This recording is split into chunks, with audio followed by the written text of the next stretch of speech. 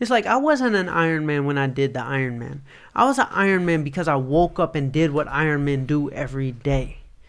That's what makes you an Ironman, not crossing the finish line. I was an Ironman on day one. Yeah. Because I literally woke up and did what Ironmen do. Yeah. All of them went through the same process. Yeah. You're already successful. You don't have to say someday. Bro, you are already there because you're waking up and doing it. Bro, look at this. Yeah, look at the Fortune 500, bro. Look at this. Look at the piece of paper, bro. You are waking up and doing what the successful do every day. So you're successful. Time just hasn't caught up yet, bro. Yeah. It's done. It's no question in my mind. And you ain't quit after 109, bro. It's done. Yeah. And the second you start believing bigger, it comes faster. Purpose in the Youth. Purpose in the Youth podcast. Welcome back to the Purpose in the Youth podcast.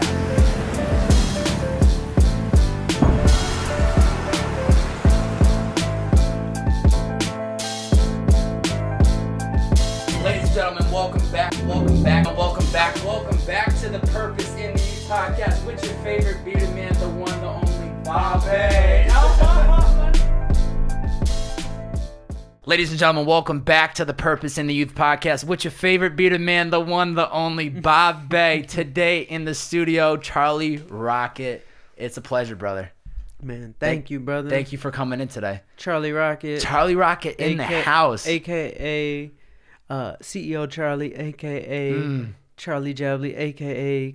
formerly Cadillac Chuck, knick-knack, paddywhack, Chucky had a Cadillac. I drive a Tesla now. When I called you on the phone on the way over here, Elon Musk coming up. You said, are you coming in on a spaceship with Elon Musk? I said, actually, I am. I'm in a Tesla. I'm right here with Elon. I was surprised you didn't go underneath with his tunnels under L.A.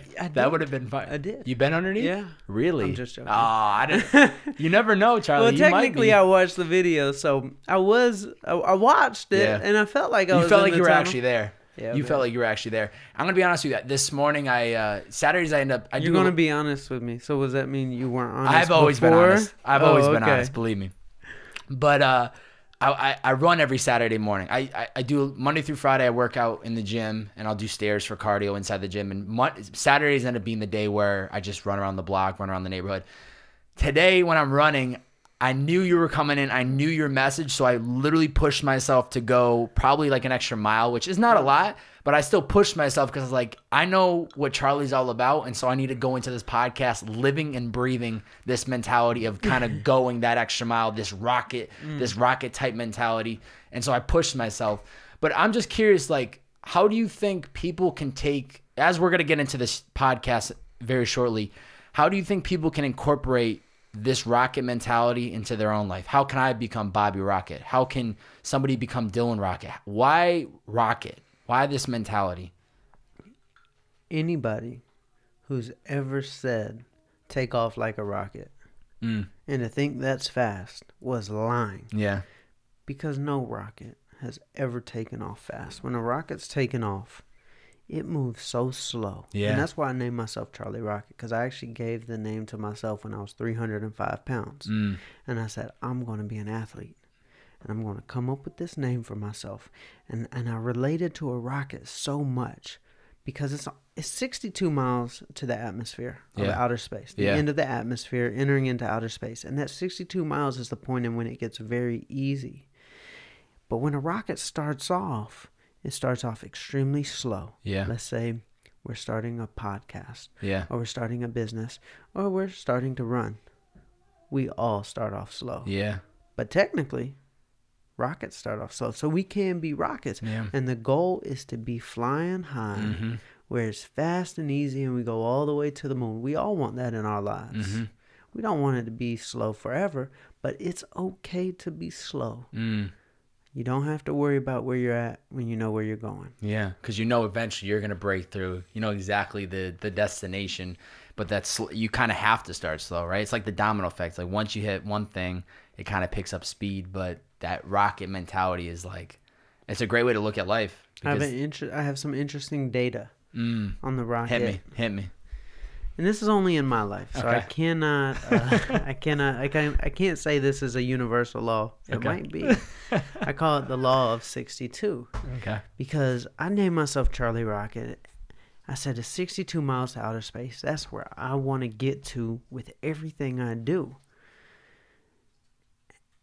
I went back and counted how many songs 2 Chainz released before he had his first big #1 hit. Okay. Guess what the number was? It's not 62. It was 61. No way. Okay.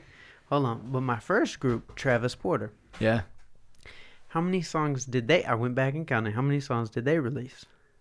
Don't even tell me 61. 63. 63? So,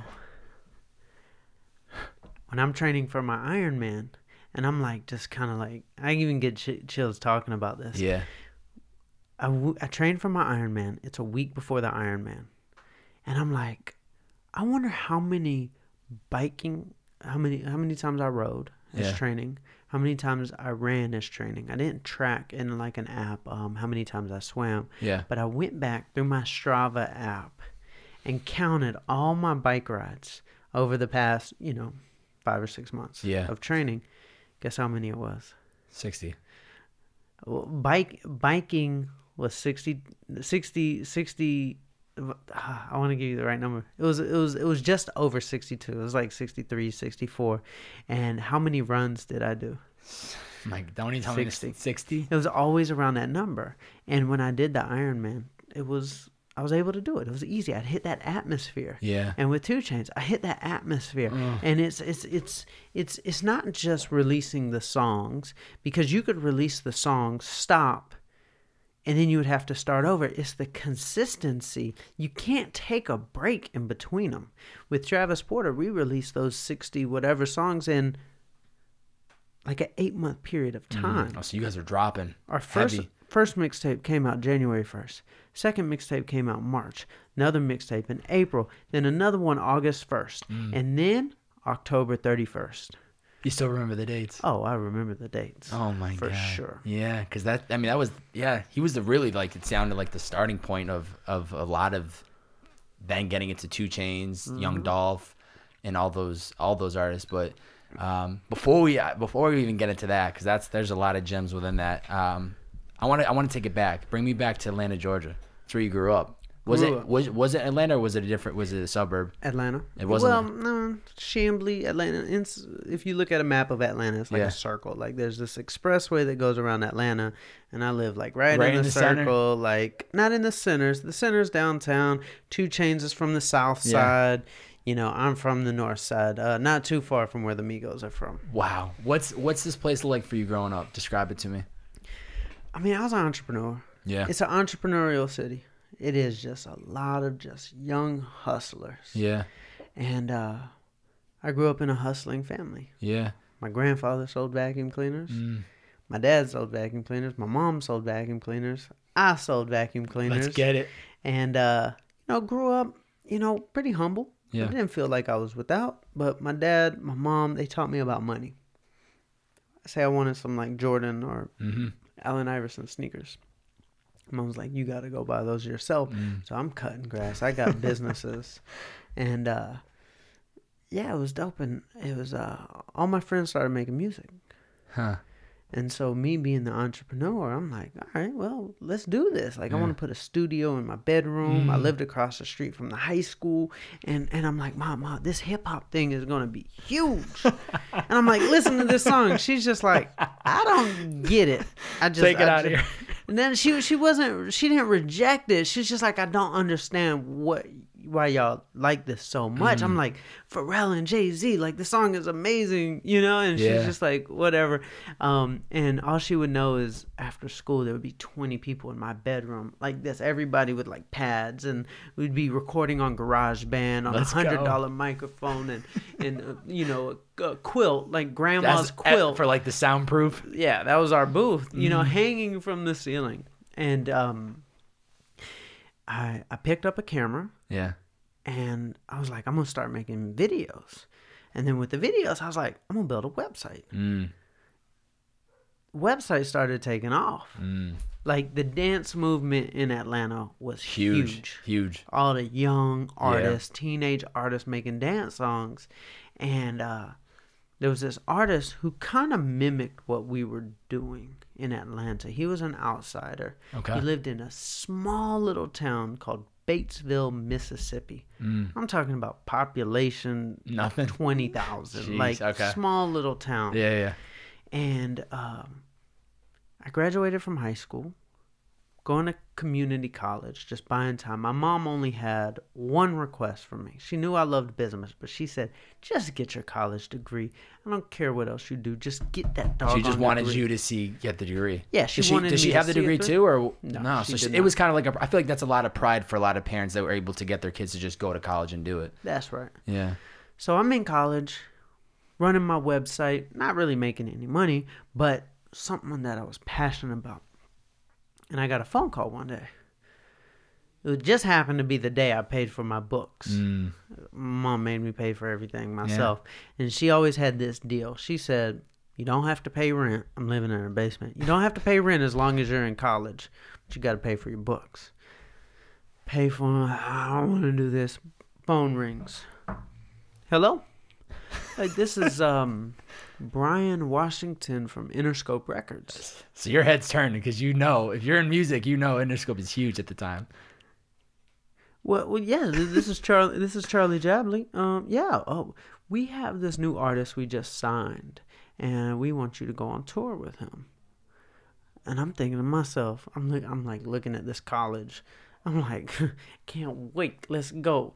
He said, the artist is named Soulja Boy. And I'm like, let's go. And you knew exactly who he was when he said Soulja Boy? Oh yeah. What song is out for this time for Soulja? Is it Crank That? Was it? Just released it. Wow. It was just bubbling. Wow. Before that, he had songs like Bathe and Abe. Yeah. And, songs that were like teenage songs that we play at the teen clubs. And I had to convince my mother to, Ma. So I drove home. Yeah. I said, Ma, I just got a call. They want me to go on tour with a rapper. And immediately in her mind, she's thinking, moms and rap, hip-hop tour. You're not doing that. Not doing that. She's probably thinking about groupies and just that whole party lifestyle, drugs and all this crazy stuff going through her mind. And I said, Ma, this is a big opportunity. Yeah. And she thought about it and she said, when a door opens, you gotta walk through it. Huh. I went up to that school so quick. Give me my money back. Give me my money back. I'm going on tour with Soulja Boy. And I went on tour and I felt like I was on top of the world. I remember Soulja Boy would have these diamond necklaces. They were these flat, it was like this chain, but it had all these rows of diamonds in it. Yeah. And he let me wear one, and I'm like this celebrity cameraman, and I'm on top of the world, going to city to city and city, and I see my future. It's I'm about to be the spityourgame.com. That was my website. Yeah, I know. I saw that, spityourgame.com. I love that. It's going to be the biggest website in the world. I was the most famous cameraman in the world. This is the time YouTube is still new. Yeah. Nobody knew what it was about to become. I won't say we invented the vlog. Yeah. But there was no other artist who had a videographer who was putting out vlogs every day. We didn't call them vlogs. Charlie founded that. Let's get it. And one day we were going to Jimmy Kimmel. It was the next day. Album just came out, and the next day we're going to Jimmy Kimmel, and I didn't get my itinerary. I knew we were going to Jimmy Kimmel, which is in LA, but I didn't get the itinerary. So I was just going to be proactive and show up at the airport early, wait. People aren't answering my phone calls. The manager, Soulja Boy, nobody's answering my phone calls. And the DJ showed up as well, DJ Southern Bread. And we're at the airport, and nobody's answering.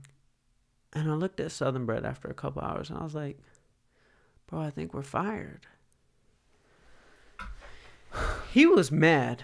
Me, I'm just this delusional optimist. If everything's crashing around me, I'm gonna pivot, make it to the next thing. Exactly. So I go home to my mom's house. I'm like, Ma, think I'm fired. Like, I don't have a job anymore. And she said, well, you got to pay rent. I was like, I don't have a job. She said, you're not going to be in school. Wow. And you want to live here. You got to pay rent. Because I've been on tour the past 6 months. Yeah. I said, Ma, okay. I figured something out. This whole cameraman thing, that's not where it's at. Yeah. I'm going to be a manager. You want to be making the calls. You want to be firing people if need be. be. You don't want to be the one getting fired. You're the one that's making the calls. That's right. There was no communication, though, to you? Not for a couple weeks. And what was the reasoning when they communicated with you? You know, I think it was because I was telling Soulja Boy he was making mistakes. Huh. And the cameraman's not exactly supposed to tell the superstar. Yeah. You know, because I thought I was hot shit. Yeah, like, yeah. I thought, like, I was a celebrity. I mean, I was feeling myself. I was wearing this. And I remember the night before he fired me, he said, let me see that chain back. I want to get it washed or something. I want to get it clean. And then, like, that felt weird because, like, wearing a big old diamond necklace was so cool. You were just rocking one of his pieces. Yeah, he let you rock it just to make his crew look good. Like, yeah, everybody's touching money. We're all flexing. Exactly. Wow. So I told my mom, I'm going to be a manager. She said, what do you know about managing artists? I said, I'm going to figure it out. Yeah. I'm 18 years old, and there was this girl group that I discovered. Yeah. And they were so dope. They were like going to be like Outkast, like rapped and sing, had this like Atlanta flavor to them. And even though Soulja Boy didn't like me anymore, Interscope Records loved me. So at least you got to build that relationship with Interscope, even though I got to build every relationship. Being out there on that road, on that tour, I was meeting all the DJs. I was getting all the connections. I got that group signed to Interscope Records within 24 hours. 24 hours. 24 hours. Did you hours. reach out to them or did they reach out to you? I reached out to them. Oh, for sure. It was in partnership with College Park Music. That's who Soulja Boy was signed to. Yin Yang Twins. Yeah. And I said, they signed up, boom. Because it was dope. Like, they were a dope group. And it's blowing up. Like 106 in Park. Wow. Music videos, radio stations. And I remember one day I got them a show in Washington, D.C. And you ever had somebody, like, get mad at you for no reason? And you're like, you're just looking for something to be wrong. Yeah. You get this vibe. You can feel it. You can feel it. They got off stage at the show in Washington, D.C., and they got mad at me. For no reason. They said, you didn't get us water when we got off stage. And I'm thinking to myself, like, I got you a record deal. Like, you've never You were signed to Interscope Records, one of the biggest labels in the world. And you're mad about water? Come to find out, they needed something to be mad at. Because they wanted to get you off. They wanted to get me off. They said, well, we're a big group now. We're going to sign with Sierra's manager, and we can't have an 18-year-old manager. I'm right back to my mom's basement. Wow. So you're 0 for 2 right now with this music industry at this moment. I'm thinking to myself, this is Drop out of ruthless. college. Soulja Boy's not working out. This group isn't working out, and you're back to the basement. I'm like, my mentor, he told me to read a book. Who's the mentor? His name is, I call him OG Carl Washington. Okay. He's an attorney. OG Atlanta music industry attorney. He saw something in me. He said, read this book. He gave me a book called To Be Loved by Berry Gordy. And the one thing I learned from that book that stuck with me, every artist left Berry Gordy except 2. Now, this is Motown Records. This is the biggest independent record label in the history of the world. They had more #1 hits than the big record labels. Motown. They owned an era. They owned an entire genre of music. Yeah. And he was so successful, and every artist except Smokey Robinson and Lil Stevie Wonder left him. So when I read that book, I was like, oh, what I'm going through is normal. If these artists are leaving good old Berry Gordy, Yeah. they're going to leave me too. Of course. I just got to find my 2 that aren't going to leave. And those 2 happen to be Travis Porter and 2 Chainz. They never left. I had many a artist leave, but those 2 stuck. Talk to me about those moments, building those relationships, because I know Travis came and then 2 Chainz eventually came on, but Why do you think they were trusting you with their careers? Why? What was it about you that they saw in you that you saw in them? I learned I needed to be of service. Yeah. An amazing manager, an amazing business owner is somebody who is of servitude. Yeah. It's not some high horse, I'm the boss. No, it's I'm of service. If I want somebody to appreciate me, I have to constantly sell myself and prove myself and my worth. So when I discovered Travis Porter on the east side of Atlanta, it was actually 3 guys. It's a very confusing name. Their name was Dem Hard Hitters. And I have... All right, boys. We're going to have to rebrand this before we take this to the next level. And it was a tough conversation I had with them because they had it tattooed on them and everything. And I'm like, okay, first order of business, we got to change the name. And they came up with this crazy name called Travis Porter, which is like just it sounds like some white rock and roll guy. Yeah. And they wanted to confuse people because they were different. And they called themselves differenters. And so I discovered them and I said, okay, I live in my mom's house. Y'all live in y'all's mom's house. We have something in common. Just never leave me, and I promise I'll make you a star. And I would drive from every radio station, from Jackson, Mississippi, to Washington, D.C., and I would come up with this strategy of how I would get our songs on the radio because it is a very expensive thing to get your song on the radio. Yeah, I don't think people realize it costs money to do that. It's not like you just give them the thumb drive and they put it on the radio. It's costing you money. Big money.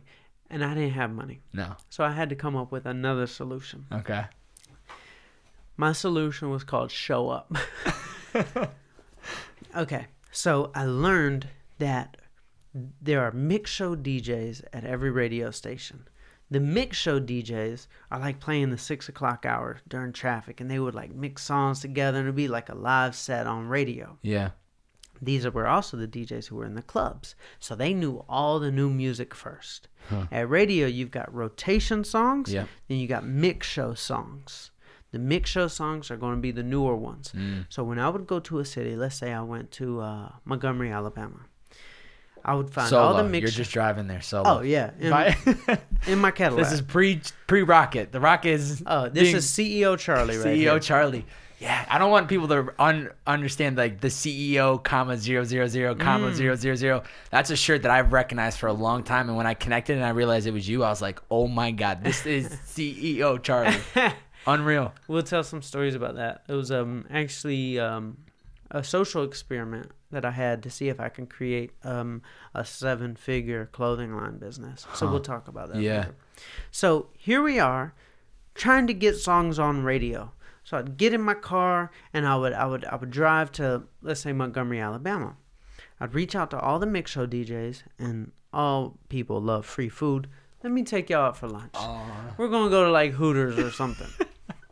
Take them to lunch, talk to them. I would give them hoodies that would say salute the DJ, and I would like vinyl press their names on the back. Oh my, customization. So they knew this was made custom to them. 100%. So it would say DJ Frank White from Montgomery, Alabama on the back, or DJ Fat Boy from Columbia, South Carolina on the back. And I would give them the hoodie, and I'd take them out to lunch, and then I'd ask them, well, who's your program director? Can you tell them about our music?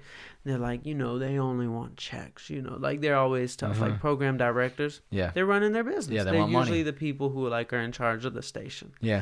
So I said, well, what's his name? Okay.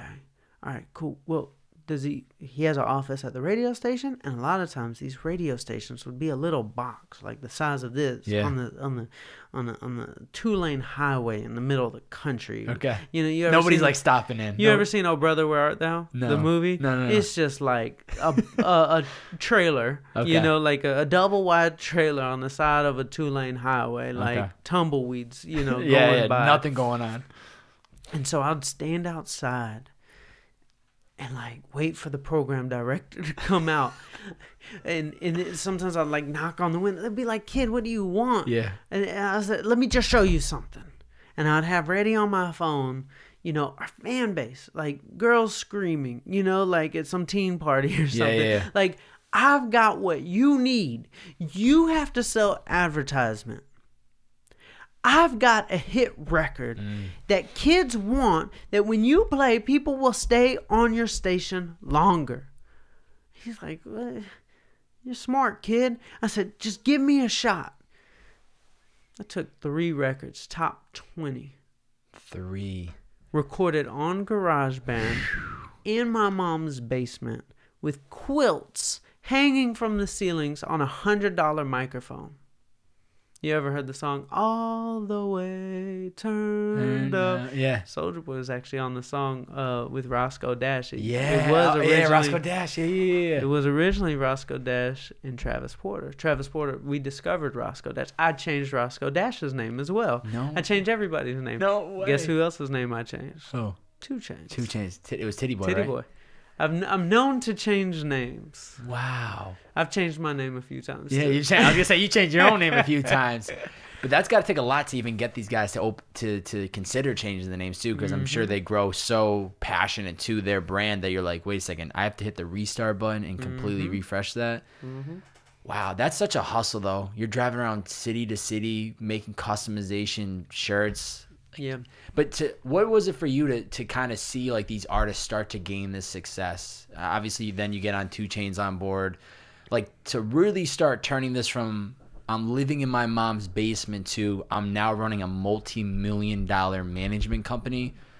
Like how was that for you to see come to life?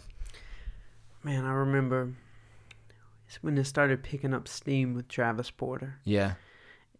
We would go from like $200 a show to like $2,000, and then the phone would be ringing. Now we're getting like $5,000 a show, and then all the record labels start calling, and I'm like, okay.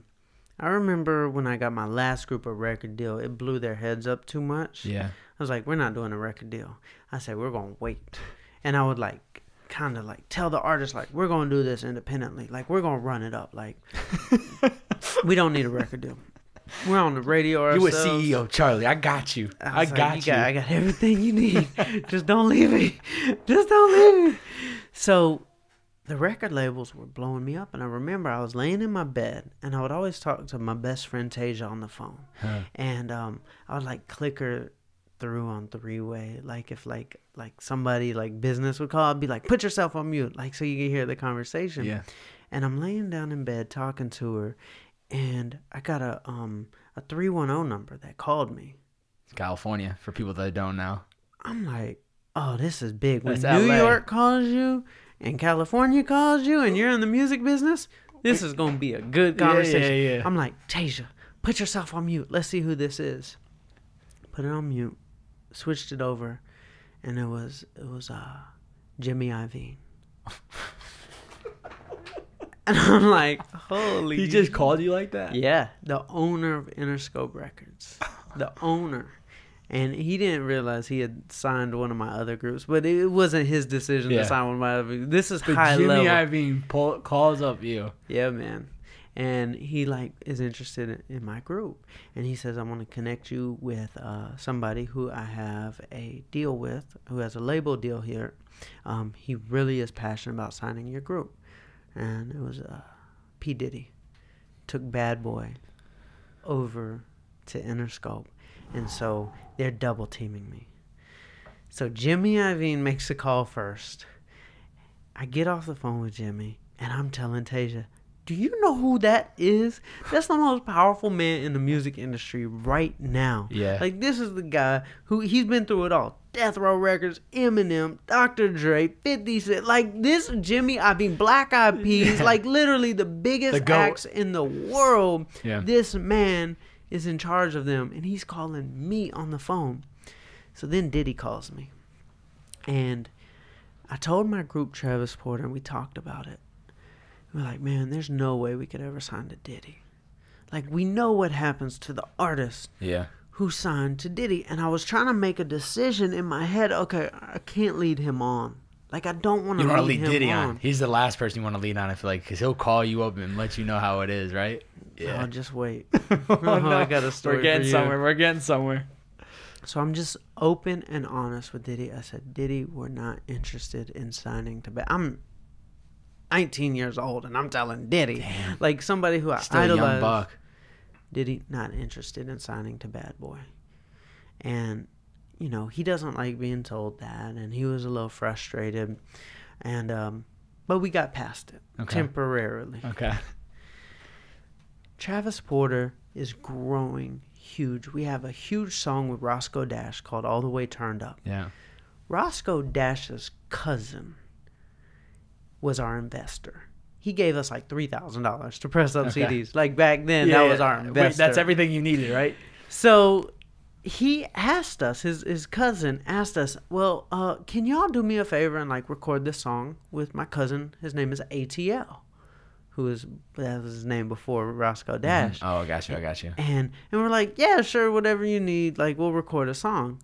And he brought over the song in my mom's basement. We recorded it. And then he said, can you throw that on y'all's new mixtape that's coming out?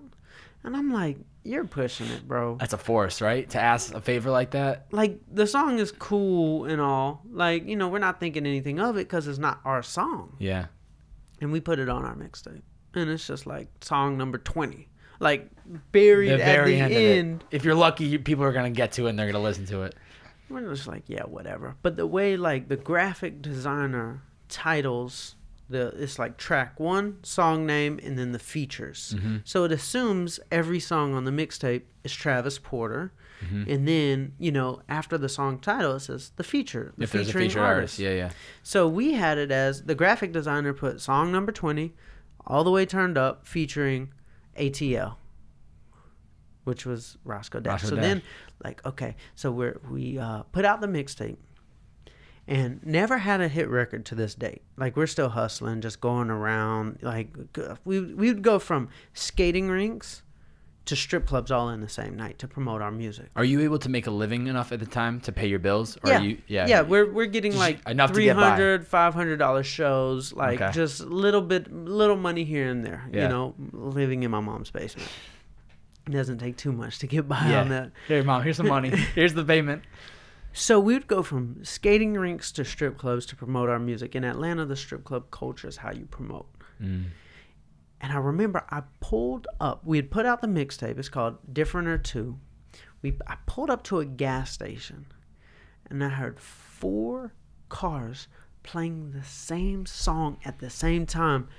And I'm like, this is what it feels like to have a hit. Mm. They were playing All the Way Turned Up. Wow. And it wasn't even our song. No. But everybody is like, man, that new Travis Porter song. I turn on the radio. It's on. I hear it on the radio. Then I turn to the other station. It's playing on the other station. Now the phone lines are ringing and it's blowing up. And I'm like, ATL, man, let's work. Like, this is a hit. Like, everybody loves it. Like, change your name to Roscoe Dash. We're going to manage you. We're going to take you on tour with us. Like, we're on top. Like, just like that. Like, we're seeing our future. And I remember we had a show in Savannah, Georgia. We're hot. Yeah. I'm talking about this party is packed. Yeah. And things started feeling funny with Roscoe. People started getting in his ear saying... see. He's got a lot of love now. Nobody cared, but now everybody wants to talk to him, right? People are like, Roscoe, why is Travis Porter getting all the credit for that song? That's your song. Why are they getting the credit? You should take that song back. And I'm like, Roscoe, you asked us to have it on our mixtape. Yes, it's your song, but we've got you out here on this tour. Now people know about you, and we've got all this infrastructure, and I've got all these relationships I can introduce you to. Like, we could be one big team. Yeah. Well, Roscoe Dash took us off the record, replaced us with the one person who is my arch nemesis, Soulja Boy. I'm just getting beat down. And for an artist to finally have a hit record, or a group to finally have a hit record, and for that to be taken away from you, is like career ending. Yeah. And I remember at the time, the show started slowing down. Travis Porter's house got robbed. They don't have any money. Like, we're trying to figure it out. Like, the record label stopped calling. And we had to bounce back. And we got in the studio. We would do 4 songs a day, every single day for a month. Just trying to make one. Just trying to make one that's going to like change it up. And I remember we got word, it was on MySpace, a video on MySpace, that Waka Flocka Flame, who was a new artist signed to Gucci Mane, was listening to our CD on his tour bus in Albany, Georgia. And I was like, I pulled up on him one day, and I was like, bro, let's do a mixtape together. You pulled up to Waka Flocka. I pulled up on him. He's not, I'd be scared. He's a big dude. Riverdale, like Georgia. Yeah.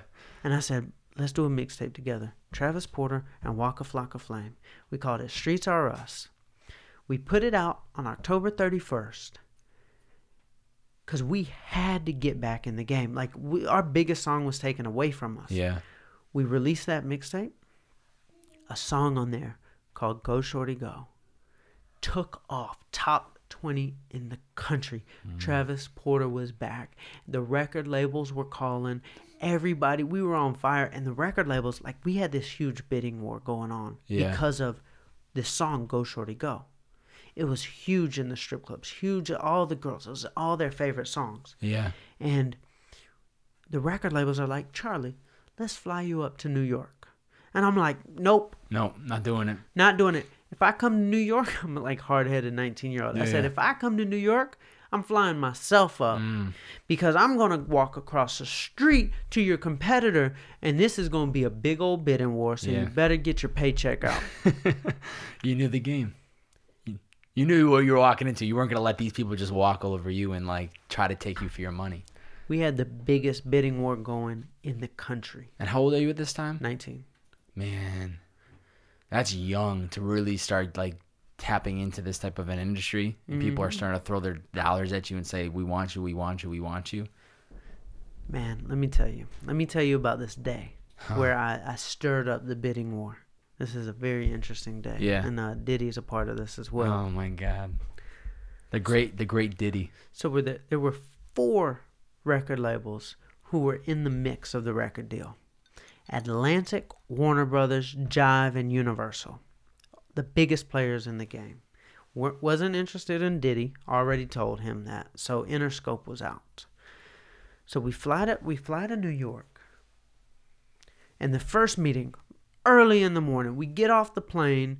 We go to Warner Brothers. And Travis Porter fell asleep, all 3 of them, in the conference room. I'm sitting there like trying Fellas, to we gotta wake up. We gotta bring up the energy. It was so embarrassing. It was some real hip hop stuff. Yeah. Like they're out of a movie. Straight out of a movie. And they're just like in the chairs, like passed out. Yeah. Meeting was bad. Yeah. I'm basically thinking to myself, okay, like Warner Brothers, this isn't gonna happen. Like this whole like big bidding war thing was off to a terrible start. Yeah.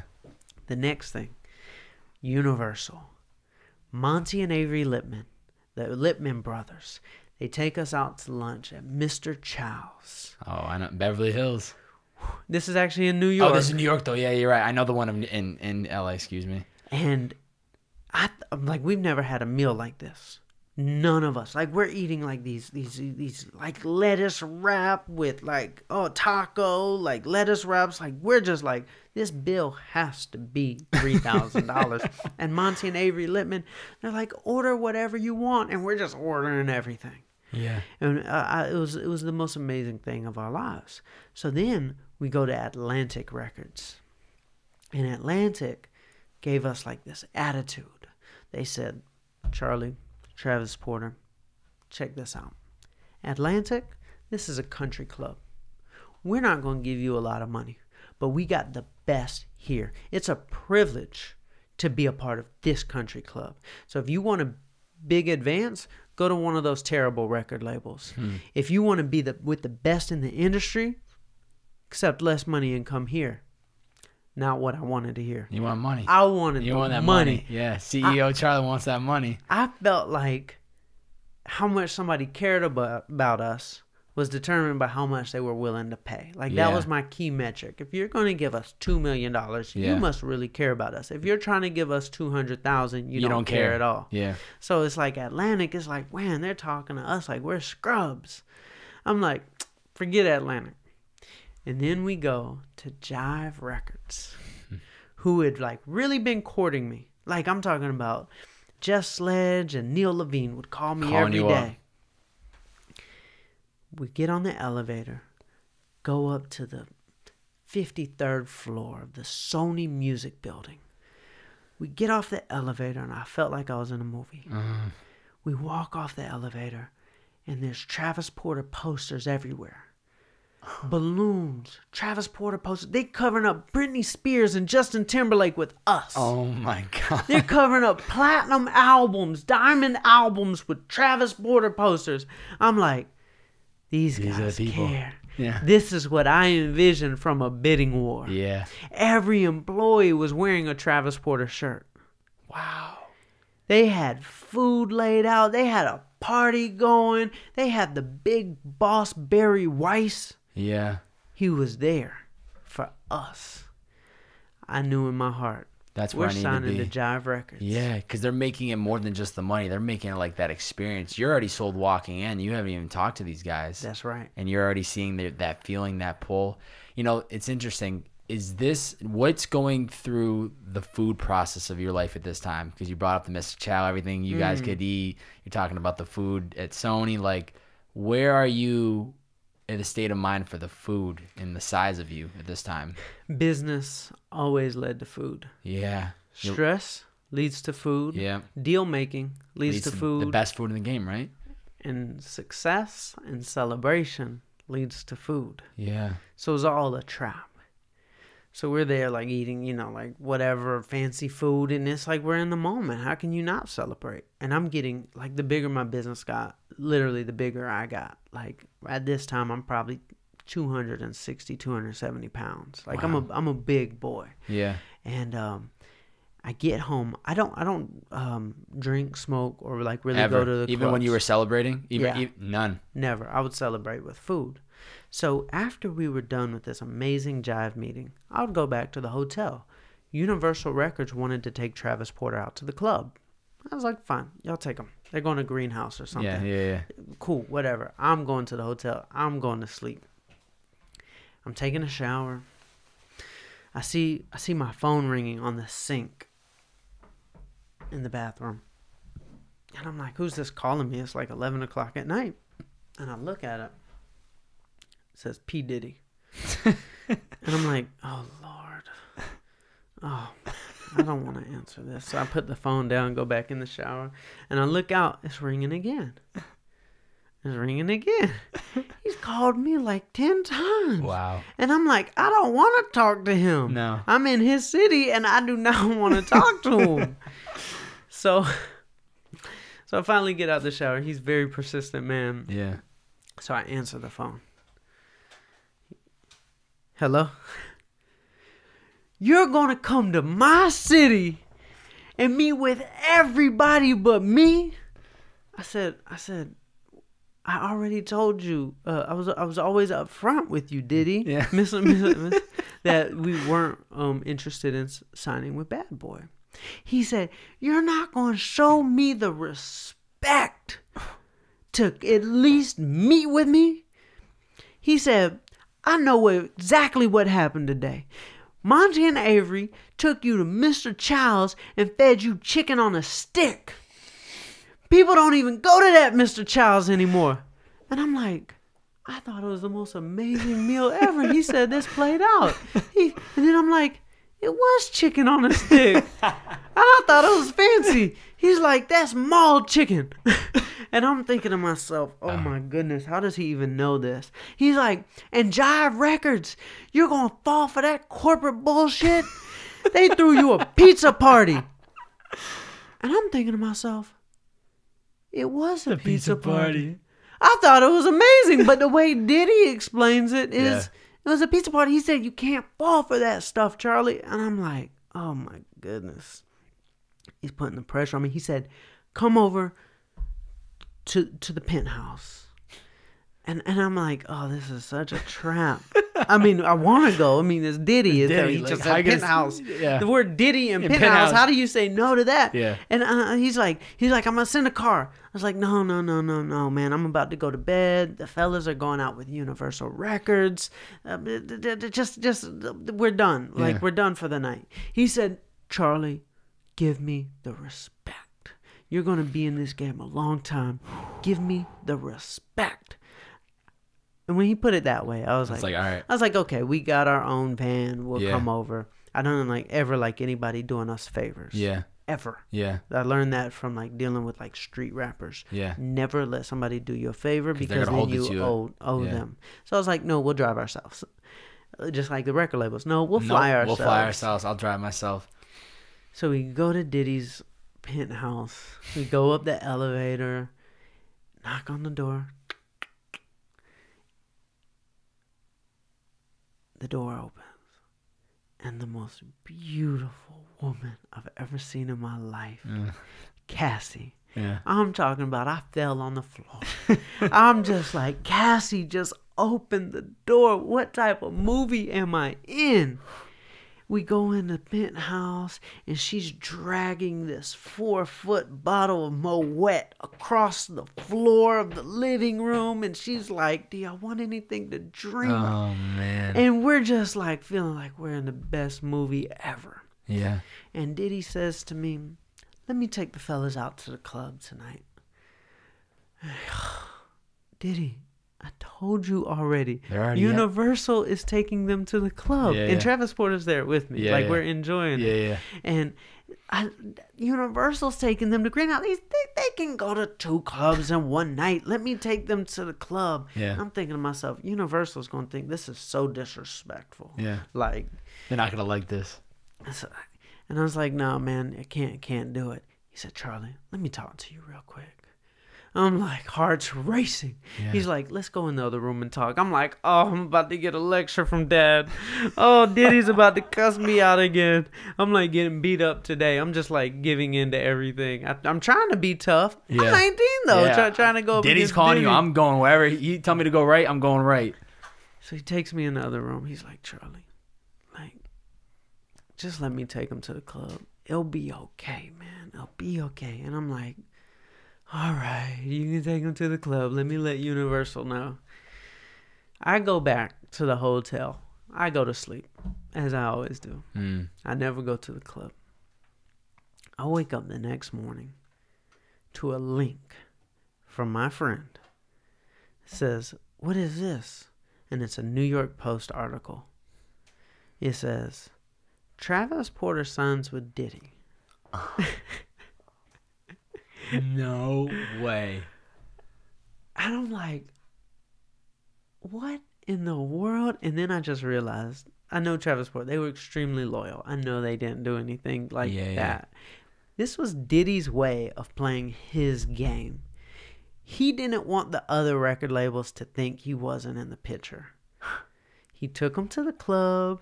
He had the DJ strategically say something on the mic. And We're celebrating Travis Porter signing with Diddy tonight just to make it look good. And he strategically might have, I don't know, this is all just a myth. I don't know what exactly happened. But somehow the New York Post found out about it. And come to find out, we were about to sign with Jive. Yeah. Like, my heart was set. You were good. They're giving us a $2 million deal.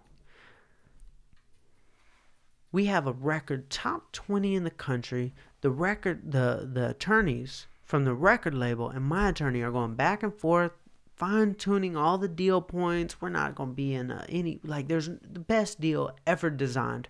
It was going to be a profit-sharing deal, not a royalty deal. It was everything you could ever imagine. They wouldn't be able to touch our touring. They wouldn't be able to touch our merch. I'm talking about the best deal ever.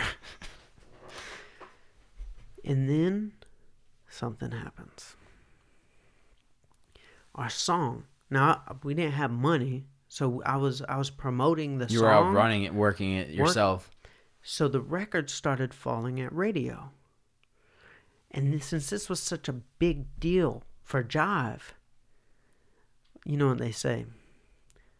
Fat pigs get slaughtered. Yeah. So for us having such a big deal on the table, the attorneys taking so long going back and forth, mixed in with our song falling at radio, they got cold feet. I remember I'm going through the toll booth in Atlanta, Georgia. I get a phone call from Jeff Sledge, the A&R over at Jive. And I'm going through the toll booth. And he says, Charlie, And I'm like, why does your voice sound like that? He says, I got some bad news for you. The higher-ups at Jive got cold feet on the deal. Wow. And I'm thinking to myself, like, my life's about to change. Like, what do you mean, cold feet on what? Yeah. He said they want to pull out of the deal. And they can do that because there's nothing signed, right? They can pull out any moment in time. I start cussing. Yeah. I start screaming. I'm yelling at the top of my lungs. I said, you're going to want to sign Travis Porter again. Best believe it. Yeah. Like, this is not over. Yeah. And I remember about a month later. So let me not just glaze over the fact we're devastated. Yeah. Like the fellas, their parents, their families, everybody was banking on this. Yeah. And not to mention our song is falling at radio. Yeah. I had we call it come to Jesus meeting. In the South, that's where it's like, okay, we all need to get together and just like try to keep it together. Stay together, stay strong. And I said, fellas, we got to find another hit. Because Go Shorty Go had its time, mm-hmm. and we don't have the money to prop it up at radio. Mm. We got in the studio with this kid who was at the time homeless. I had him mixing our songs. I would pay him like $50 to mix our songs. His name was Marcus. One day he brought a keyboard to the studio.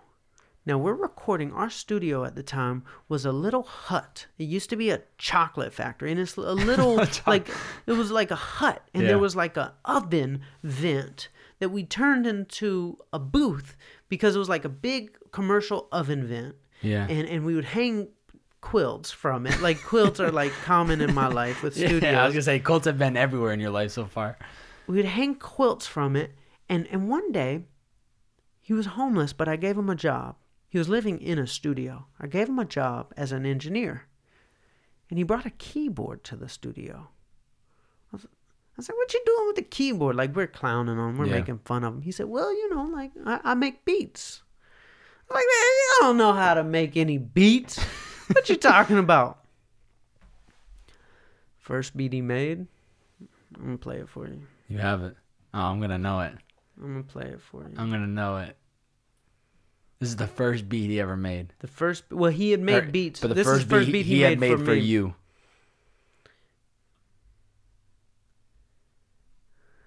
Y'all ready? Yep. Fire it up.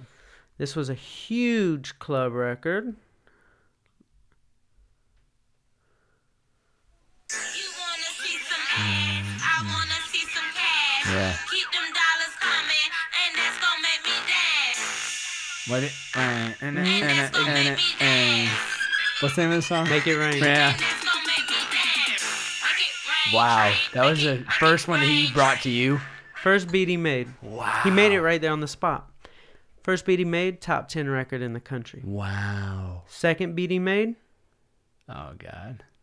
The second beat he made the same day was this. Oh, God.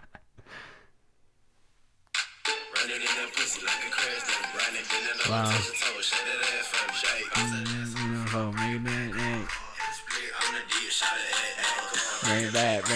Bring it back. Wow. Second beat he made. Wow. 2 top 10 records in the country. He went from being homeless living in a studio to making those 2 top 10 records to discovering Iggy Azalea and Post Malone. Wow. All from Travis Porter. Wow. Man, that's crazy. It's like you really don't know who's next up and what somebody has to bring to the table. Mm-hmm. You know, you kind of have to look at every single person as like this big question mark of like, who is this person? What are they trying to do? Almost like you have to feel them out and not just like judge it based on their current resume because you don't know what their like potential could be. Guess what? Go ahead. Jive Records signed us. He signed. Oh. Jive Records came back. They came right back, right? With their tail between their legs saying, we want you. Like we weren't just sitting there pouting. Yeah. We were like, we got to restart this engine and find a hit. Yeah. We dropped those records. Yeah. Jive Records called us back. Yeah. I said, I told you were going to sign us. Yeah. Man. That's crazy. Yeah, man. See, this is the thing. I could spend 6 hours on this podcast because I know you have so much to your story. Break it up, man. Let's do it. Let's go up into kind of leaving music. Or we haven't even gotten into no. 2 Chainz. I'm sorry. Yeah. I'm making an official announcement. Yeah. This is going to be a multi-part podcast. The first part of the podcast is going to be about how to run a business as a young entrepreneur. The second part is going to be health. Third's going to be health. Second, health. Third, this. All right. So I'm going to use the restroom. You actually need to use the restroom? Yes. Okay. And we're about to get into how I met 2 Chainz. 2 Chainz. 2 Chainz. Titty boy. Titty boy. All right, we're back in the studio. Quick little restroom break. 2 Chainz. 2 Chainz, but I got me a few on. You know what's funny? My freshman year of college, I was 2 Chainz for Halloween. What? The worst outfit. I was like disrespectful now I think back. But I'll show you the picture after the podcast. No. I literally wore a hat backwards. I bought 2 fake gold chains, and I told everybody I was 2 Chainz, but it was just not a good costume. How did that happen? 2 Chainz. So I was on top of the world with Yeah. Travis Porter. We had the record deal. We were moving. We were flowing. Yeah. We were invited to this music video shoot. Lil Wayne and Players Circle. Players Circle is this washed up group. They had a record, a couple years before that was big, but I'm in the presence of Lil Wayne. And I'm looking at him, and I'm like, wow, like, what a superstar. Yeah.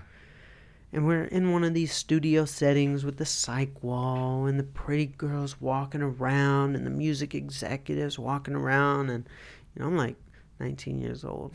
I'm just like, wow. This is crazy. And then something happened. I looked over to my right, and this guy walked in. And the atmosphere in the room changed. And that was the first time I've truly ever experienced what it's like to be in the presence of a superstar. It was totally different than Lil Wayne's aura. Yeah. This guy was 6'6", looked like an Egyptian pharaoh, had all this gaudy gold jewelry, had the big old duffel bag on his side, all this Gucci on. Like, he was literally demanding people's attention without doing a thing. I was like, man, that's Titty Boy. I was thinking to myself and talking to my business partner, man, why isn't he blown up? He's in this group, washed up. He's been signed to Ludacris for over 10 years. His name is Titty Boy. He can't even say his name on the radio. This man literally has everything going against him. And yet, he walks in a room and the climate changes. My business partners and I, we went to him and we said, we want to manage you. He laughed at us. He looked at me as some 300-pound, snotty-nosed white kid. Yeah. He looked at my business partner as my business partner Tech as just some DJ, mixtape DJ. This is street executives, right, at the time? Mm-hmm. And he looked at our other business partner as just some, street dude from Savannah, Georgia, like has his pants below his butt. He's like, I don't want y'all to manage me.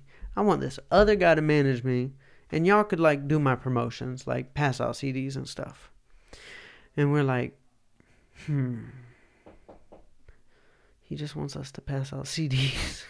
I said, let me just show you what I can do. I put together a 30-day, 60-day, 90-day game plan. And I remember one day he's walking out of a club in the hood of Atlanta, a club called Figure 8 on Campbellton Road. Bad club. Not good. People get shot. Sheesh. And I'm out there in the wintertime, my suit on, pouring rain, freezing cold. He walks out of the club, looks over to his left, and he sees me chasing down people as I'm trying to hand them his CDs. He looked at me, and he gave me this look of, wow, this is what it's like to have a manager. Because he had been signed to Ludacris for 10 years and was never given the proper attention. He never had somebody who actually cared. Yeah. The guy who he wanted to manage him, the big industry manager, stopped showing up to the meetings because me and my business partners were running circles around him. So he just bowed out, and we became 2 Chainz' manager. Just based on you showing what the belief that you had in him to go out there and work. Did not ask for permission. I did not ask for permission. I took the wheel with my own 2 hands and said, I'm driving this. Yeah. We changed his name from Titty Boy to 2 Chainz. How'd you get that? He was saying 2 Chainz as an ad lib in his songs. Like a background thing in between. Like he would say 2 Chainz just because he liked jewelry. Now it's just so common that I can just hear it. You know what I mean? We went from doing $2,000 shows to $150,000 a show. We did 250 shows in 1 year. What year was this? 2012. Wow. It's the year I graduated high school. Yeah. You guys are doing 250 shows. Yeah, And man. those are 150 a rack? No. It started off at 2000. And we worked our way all the way up. Got you. All the way up. And we won a Grammy. Yeah. What song was that for? Chance the Rapper. You don't want no problem with me. Yeah. Yeah, man. Another great dude from Chicago. Yeah, man. Great guy. And there I am on Grammy night. My business was as big as it's ever been. Yep. And I did not even go to the Grammys. And you might wonder why. I was 305 pounds. I had just found out the brain tumor that I've had grown. I'm sick. I had everything everybody in life could ever imagine they wanted, and yet it meant nothing to me. I no longer cared about the money because I'm facing death. I'm on this path to an early death. I'm so obese. I'm 5'8", so 305 pounds. Like, I'm a really big boy. Yeah. Like, you know, size 6X. Like, just very, I mean, it's very embarrassing. Like, can't even do simple things like wipe my butt. Like, sorry for the graphic information, but like that's how big I am. Yeah. So I'm in such control of my business life, and yet I'm in no control of my personal life. And I thought about it. If I'm about to die, did I live the great story I always imagined? I said, absolutely not. This story has a terrible ending. This can't be my life. I said, my story isn't over yet. What is my truest dream? And when I go back to when I was 8 years old, before I became CEO Charlie, I wanted to be an athlete. Yeah. That's it. What was it about the athlete? Why? Your dreams, you don't pick them. Yeah, you're right. It's in you. It's like solitaire on a Windows computer. You didn't download it. It was already there. It's just there. That's a great way to look at it. And I buried that dream to do something realistic, like business, because me being an athlete as a chubby kid wasn't realistic. Yeah. And I remember when I called 2 Chainz, I said, 2 Chainz, I want to retire. Thought I was crazy. Right after a Grammy. Right after a Grammy. Said, I want to retire. He said, what do you want to do? He's like caught off guard. What do you want to do? I said, I want to be an athlete. How are you going to make money? So I'm going to figure it out. But I love business. I do. I'm a businessman. Yeah. CEO Charlie is a real part of me. But business is a trap. Success leads to food, stress leads to food, and deal making leads to food. Yeah. So I said, if I want to do business, and if I want to live, my business has to be around me being an athlete. It's the only way I'm going to survive. Made no sense at the time, but I knew I had to do it. Yeah. I created this character for myself called Charlie Rocket. Yeah. He was going to be the superhero that was going to save my life. Just like when I created CEO Charlie, I would dress up as what I wanted to be. I'm 8, but I put the suit on. Yeah. And I had the briefcase. I know. We didn't even talk about that. You literally go to school with a briefcase, selling stuff out of your trunk of your car. You were hustling, man. Like, man. it and I think a lot of that probably it was stemming too of just like, oh yeah, those things always stick. It was probably stemming too a lot from just like that childhood of having the parents being those salespeople selling vacuums. Like you're seeing the hustle before you, Yeah, man. and that ends up getting put into you. A lot of times we become great at something out of an insecurity. Like when you're overweight, you need something to be good at. Yeah. So it's like if I had this extreme insecurity in my life, so I had to be good at something. So I'm going to be a businessman. Yeah.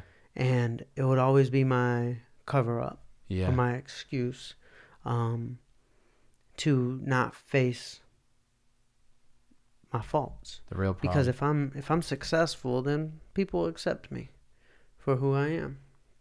But that led me down that path. So when I created Charlie Rocket, it's like, this guy's going to save my life. He's going to be an athlete. He's actually going to be a professional athlete. Top 1% athlete.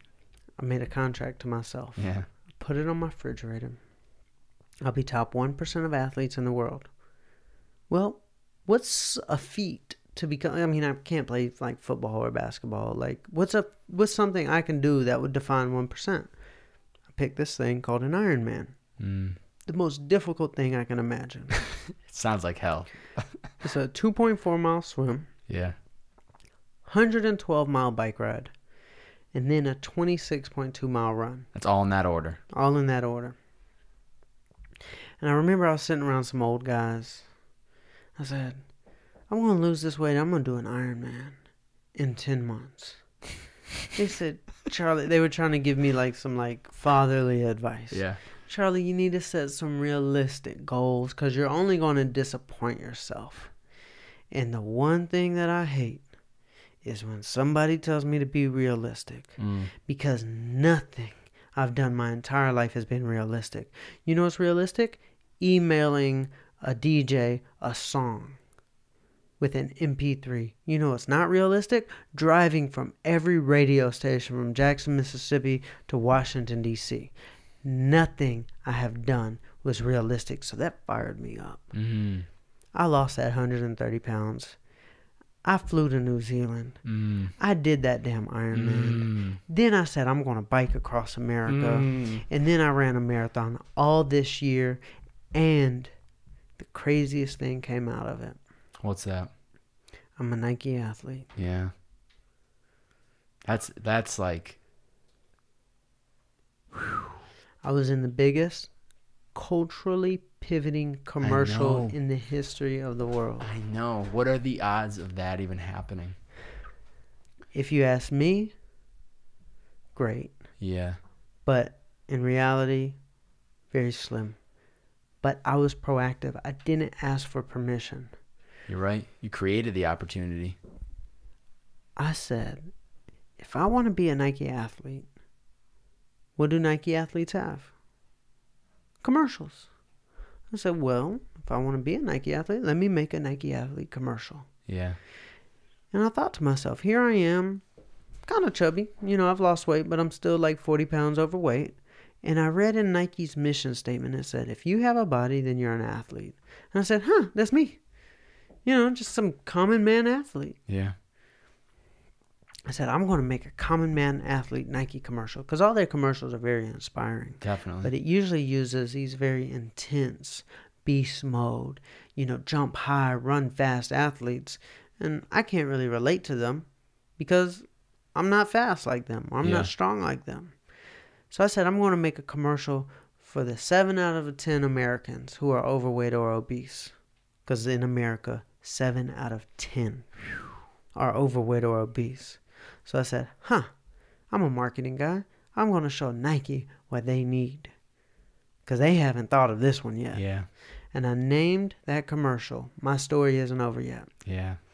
And I got with my, who is now my official cameraman. And we got a PVC pipe. And it connected from me to him. So the camera, and we had a belt around me and a belt around him and the PVC pipe. So the cameraman, the camera would stay the same distance from my legs. And if you... I've seen it. the background changes if the camera stays in the same place. So it's like I'm running all through LA, but the background keeps changing. And we made this music with footsteps and my breath, Yeah. and it had this beat, and we told my life story, and I put it out with the hopes that it would inspire people, and hopefully Nike sees it. Yeah. At the end, I said, insert Nike logo here. I put it out. It got 1 million views in 3 days. Nike calls me and says... People like calling you through your story, I can tell. They like calling Charlie. Well, that's one of the things I've always tried to do, is I've always tried to create things that attract, because I'm not a networker. Yeah. Like I'm naturally like antisocial, so I don't like going out and networking. Mm-hmm. So if I can create something that attracts, then I would pulls prefer in the that. lead. Exactly. So, Nike flew me up to Beaverton, Oregon. They said, "You've inspired us to take the company in a new direction." I'm like, "Me? I inspired you to take the company in a new direction?" They said, "Yes, we've been wanting to do something for years, and we couldn't get the big bosses at the company to understand the vision until they saw your commercial, and it confirmed what we had been wanting to do." They supported me through everything I was doing, like the Bike Across America, and we were in communication. And one day they called me and said, "Charlie, we have a surprise for you." I said, "Oh, great. What are you doing?" "We're doing a big commercial with Colin Kaepernick for the 30-year Just Do It, and we want you to be in it." And I'm just like losing my mind. That commercial came out and changed culture. And I got to be a part of one of the biggest things. I actually filmed another insert Nike logo here commercial about a month before the Colin Kaepernick commercial came out. Okay. And I titled it Dream Crazy. Guess what they titled the Colin Kaepernick commercial? Was it Dream Crazy? They titled it after mine. Wow. Yeah, man. Man, couple things getting to that point. How important was this move to Santa Monica for you? Because it seems like that was like, because obviously you went through that phase where like, I need to make the change. You recognized that. You knew you had this mindset to be the top 1%. You knew you had to make these health changes, but what was pulling you to Santa Monica? What was pulling you to California? I asked myself a simple question. Well, first, I want to explain something. I want to explain algorithms. Because I had to create a new algorithm for my life. So how algorithms work, let's say in social media. Everybody listening probably has an Instagram. Yeah. Instagram has an algorithm. That algorithm is going to take something that you like and show you more of it. They're going to build an algorithm. Another word for it is artificial intelligence. Takes what you like, and the computer then builds this entire world around you based on the things that you like, so you stay on the platform longer. Well, in social media, they know to feed us candy. Candy are these very colorful things that taste good. Yeah. But if you eat too much candy, you get sick. Yeah. The same thing happens in real life. You eat too much candy, you get sick. And I needed to make a new algorithm for my life because I was sick. I was consuming all the wrong things, and I had this entire world built around me that was giving me all the things I liked, but all those things I liked were killing me. Now, if you want to create a new algorithm on social media, you got to unfollow everybody and almost delete your page. Yeah. Start from scratch. And the second you like something new, let's say it starts to be positive content, now the algorithm starts showing you all sorts of positive things because the machine learning, the artificial intelligence says, "Oh, that's what you like? Let's give you more." Yeah. So what did I have to do in my personal life? You had to move somewhere where it is vibrant, loud about the clean health. I had to get rid of everything. Yeah. and I had to start over. Yeah. And then I had to like something regenerative. Yeah. First thing I got rid of, cable television. Second thing I got rid of, meat and dairy. I went vegan. Third thing I got rid of, the city of Atlanta. Moved to Santa Monica. Why Santa Monica? I said, well, what's the healthiest place in the world? I'm moving there. Is it ranked up there as one of the most healthiest? Oh my God. I Yeah. mean, you talk about It makes sense, but like, I didn't realize it was ranked. Santa Monica, California. I mean, there's nothing better. Like, you're not vegan there, you're weird. Like, it is that intense. Yeah. The third thing I got rid of was my business. No, that's the fourth thing I got rid of was my business. Yeah. I literally got rid of everything that was in my little world. The law of attraction is so real. If I like something, I'm going to attract more of it. That's that life algorithm. Yeah. Just like on social media. The law of attraction is called just an algorithm. I like something. Oh, now I'm attracting all the other things just like it. Yeah. Well, when I started liking in my life new things, it attracted those same new things. So I said, I'm going to be healthy. Yeah. And I'm going to be around thought leaders. Yeah. And when I liked it once, I got rid of everything. Yeah. And I liked something new, and it all came. Yeah. I created a new life algorithm. I like that you talk about how you ate things that were alive, and that brings you the energy, because that's so true. I'm a very health conscious person, and I've realized like the things that I do force myself to eat, even though maybe one day I want that chocolate bar, I want that burger instead. It's like, what is alive? What is going to bring me good energy? And it's those veggies. It's the things that we don't always want to eat, but that's what gets you to. Sometimes I wonder, I'm like, how am I able to operate the way I do? I get up, it's 5:45 every morning. I usually go to bed by 11:30, 12. Like, how is it that I can do this every single day, day in and day out? Yeah, I mix in maybe 2.5 cups of coffee, but it's the food. It's that fuel of clean. I'm not full vegan. I eat a lot of chicken, so clean meat, a lot of veggies, a lot of greens, high protein foods. But it's adding that high energy of fuel just keeps you operating. It keeps you pushing. I had to make a decision. I just needed simple things because I had been on diets since I was like 8 years old. Yeah. So I was like, I'm tired of diets. Everybody's got an opinion. Everybody's an expert. I said, what just makes sense to me? Yeah. I needed something so simple. And I asked myself when I was, sick with my brain tumor at 305 pounds. Wow, I forgot. That's so crazy to me too. The brain tumor. If I'm dying and you are what you eat, is what I'm eating dead or alive? That was just a simple question I asked myself. And let's take healthy things. Healthy things can be dead. Cliff Bar, sit on the shelf for 4 years. 3 years. That's dead. Great job marketing though, because they make it sound like it's the bar that you need to be eating every day. That's right. I changed my eyes from being of sight to being like these energy radar detectors.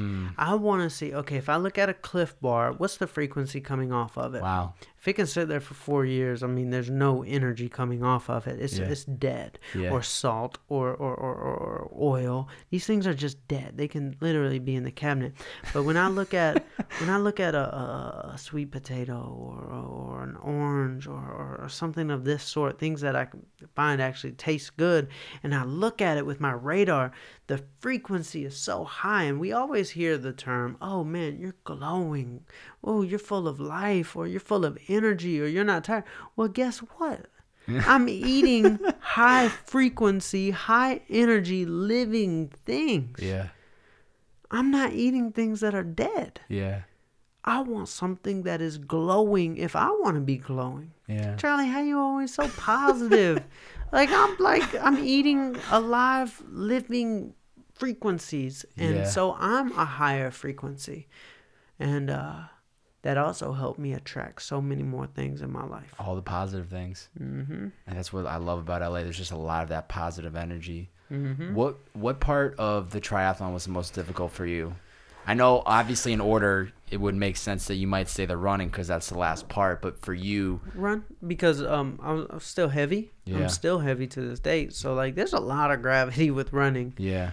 Swimming has the least amount of gravity.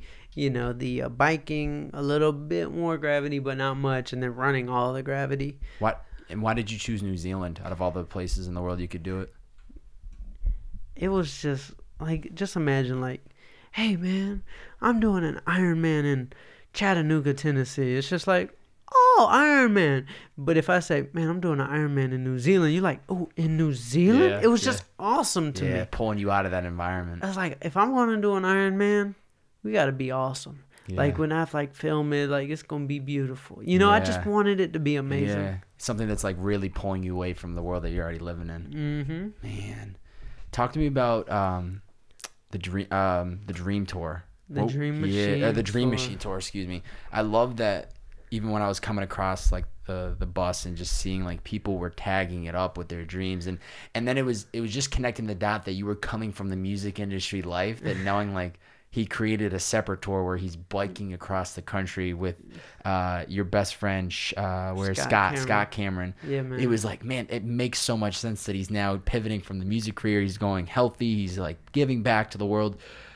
What for you was the message? Like, what did you want people to take away? Because this was more than just a bike ride from LA to New York. There was much more underneath it. What did you want people to take away from it?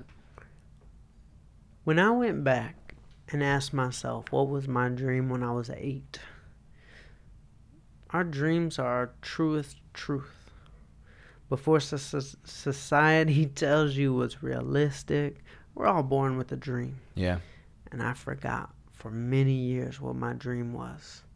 And when I figured it out, and I said, I'm going to be an athlete, and I achieved all I was achieving, when I got done with that Ironman, I said, you know what? I want to do something bigger than me. I want to go remind everyone across this country what their dream is. And we called it the Dream Machine Tour, and we got this beautiful tour bus, and we painted it, and we allowed everybody to write their dream on it. And everywhere we would go, I mean, if we pulled up to a gas station, we were going to be there for about an hour and a half, because everybody wanted to sees tag it up. And it's so colorful, and people writing their dreams. And once they see one person write their dream, everybody comes and just remind. I mean, there were 50, 60-year-old people who've forgotten about their dreams. And when I would watch them, I didn't see. It was really strange. This guy in Birmingham, Alabama, this maybe 60-year-old man walked up, but I didn't see a 60-year-old man. I saw a 10-year-old. And he just wanted to tell me about his dreams that he always buried. And it was amazing. We made a lot of people's dreams come true as well. We did a lot of, giving back. We bought, cars for people. There was this girl in Houston, Texas. I got word of her story. Mm-hmm. Is this the Starbucks one? This is the Starbucks dumpster. Starbucks dumpster. There's this girl. Her family was from Ethiopia. She was put up for adoption in Mississippi.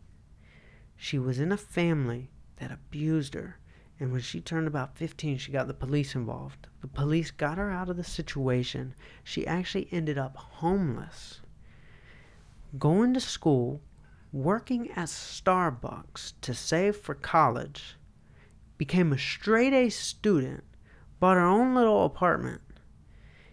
She's about to go off to college, but she has a problem. She wouldn't have a way to get to work. All her money has gone to college. I said, okay, let's buy her a car. I talked to Starbucks. They said, yeah, you could film in Starbucks. Cool, perfect. We're going to walk in. We're going to surprise her. I'm at the car dealership. I'm signing off on the car, and I get a phone call. Hey, Charlie, this is Lisa. This is Oprah's producer of 25 years. Just got word that you can't film in Starbucks. We're 2 hours away from going to this. I'm literally buying the car, about to drive to Starbucks. And they're telling me that I can't film in Starbucks. So I'm like, this ruins everything. How am I going to surprise her? Like, we're on a time crunch here. Like, I've got the news cameras. Oh, my God. I've got the news cameras showing up. I've got the teachers from the school, her friends, everybody. And I had to pull an audible. So I'm calling all my friends that are creative. I called Yes Theory. I called everybody. I'm like, I need an idea. How can we surprise this girl if we can't film in her job? Yeah.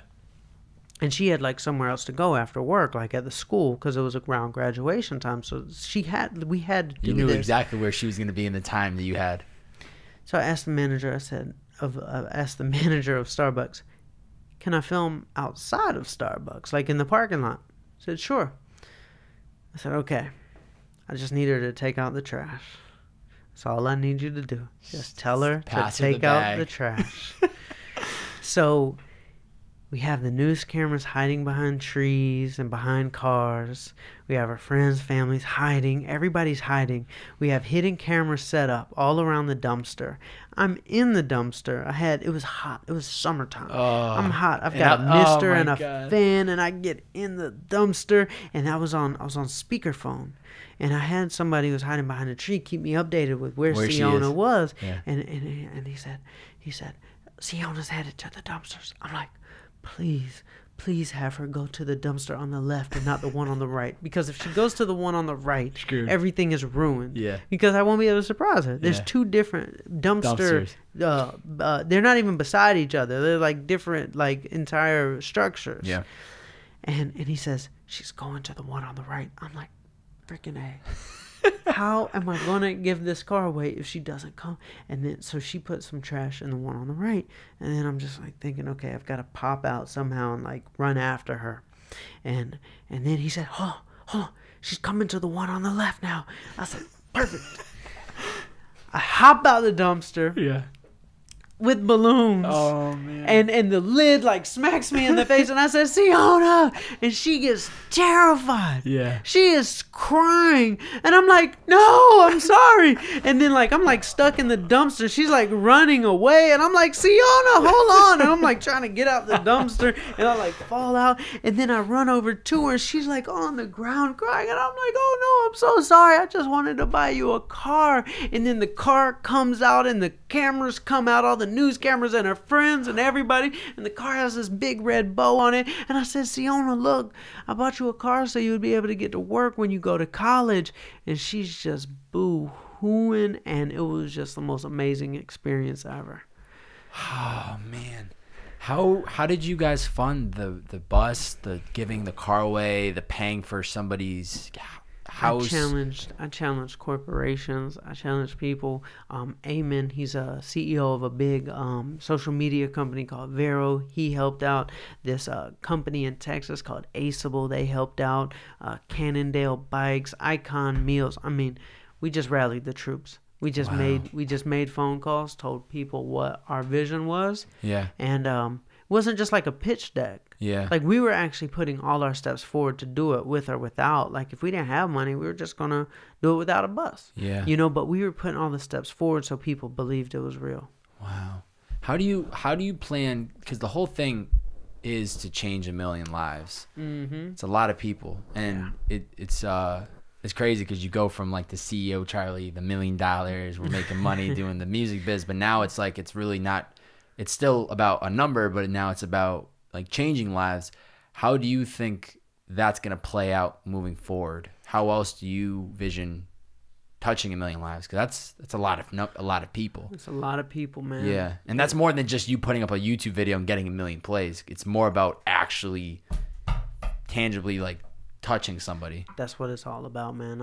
I'm the type of guy, man. I'm going to show up. Yeah. Like, if somebody needs help, like, I mentor them, I call them. Like, there's going to be somebody off of this who starts a conversation in their heart. Their life is going to change, or they're going to know something's possible, and they're going to hit me and be like, "Charlie, like, you changed my life." Yeah. And I mean, I'm young. I'm 30. I'm going to dedicate my life to doing this. Yeah. This is it. I'm just getting started.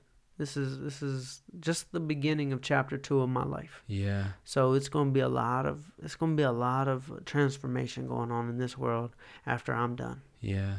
It's amazing to see people like yourself who are able to make these things happen, like to really completely make that shift. Mm-hmm. Because you were I am nowhere near in the music industry, but a lot of the people that I've had in the podcast and a lot of the world that I've been tapped into from my homie Dylan, I've seen like this music industry world, and there has nothing to do with this like giving back. So to me, it's just like it's like beautiful to see somebody that comes from that world and to now just want to just pay it forward and to like give back and to be willing. That's what I love right now is like you just did a podcast yesterday in Laguna with Ed, like a top dog in this podcasting world, and now you're here podcasting with me, you know, like that speaks so loudly about your just like humbleness and your what you're trying to do, because you're not just like saying this online, like you're actually going out and you're doing this and you're being part of like the young comers, because this means a lot to me, because you're like the type of story that I've always wanted to kind of capture on this podcast. So to me, it's like, holy shit, I'm doing it. And we were just talking about this before, like before we even fire up the mics. It's like conversations like this, networking like this is to me like, man, I don't even know where I'm headed, but I know that I'm doing something right, because I got Charlie Rocket in the building, and especially when I got familiar with your story and really started looking into your stuff. I think a homie of mine, Ryan Westberg, he had tagged me in one of your posts, and I was like, who is this Charlie? I've heard about him.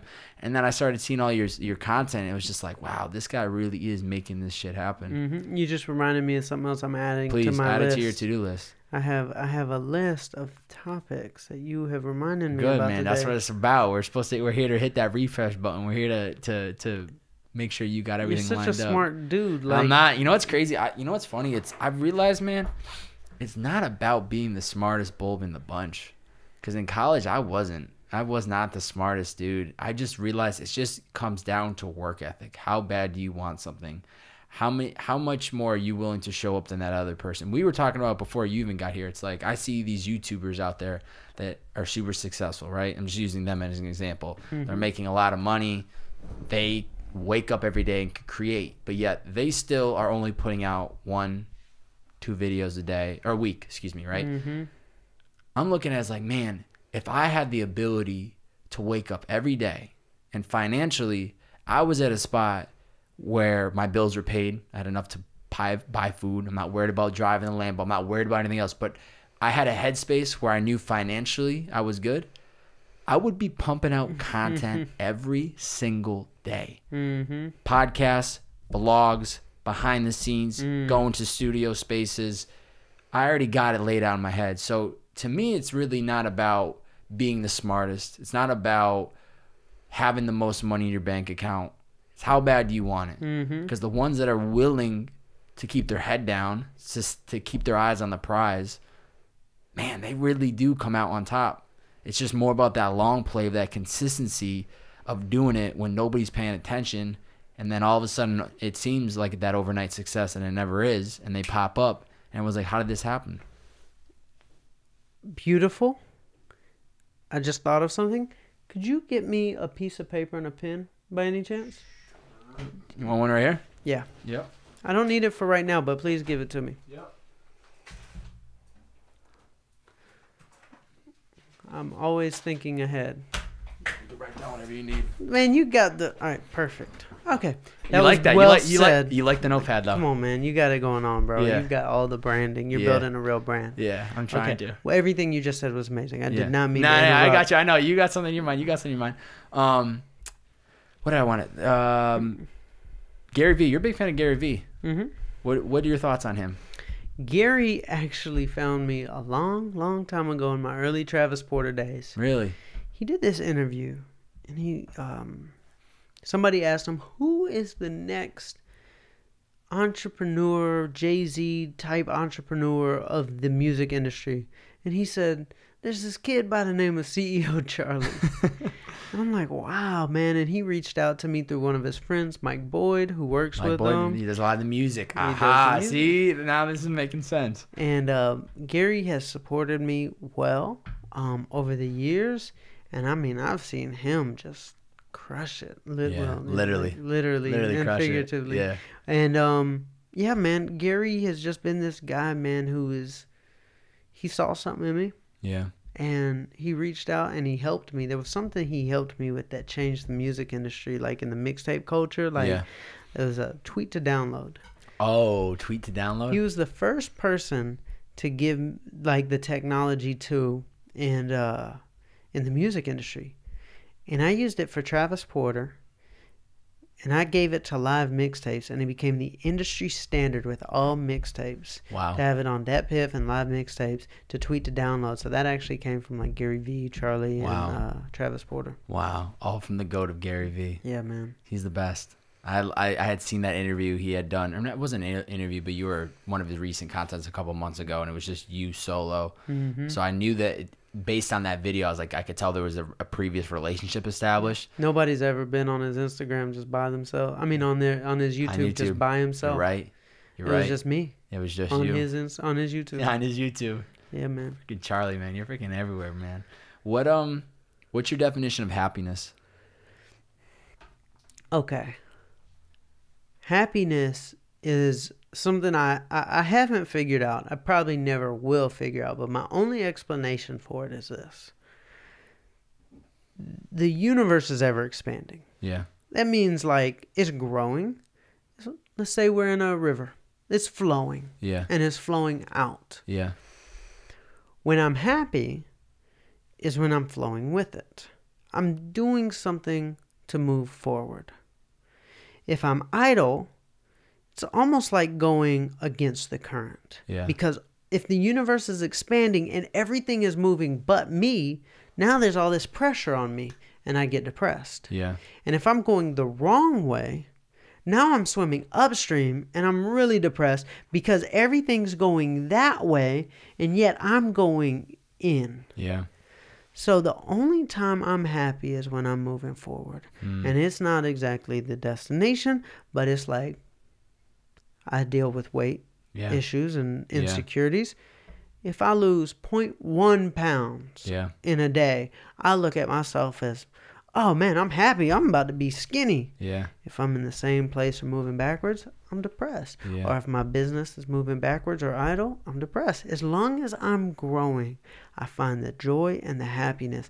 And I think it all comes back to that thing called the pursuit. Yeah. It's not something you ever truly get to. It's something that you have to just constantly go with the current. And as long as we're not going against the current, we're going to find happiness. Yeah.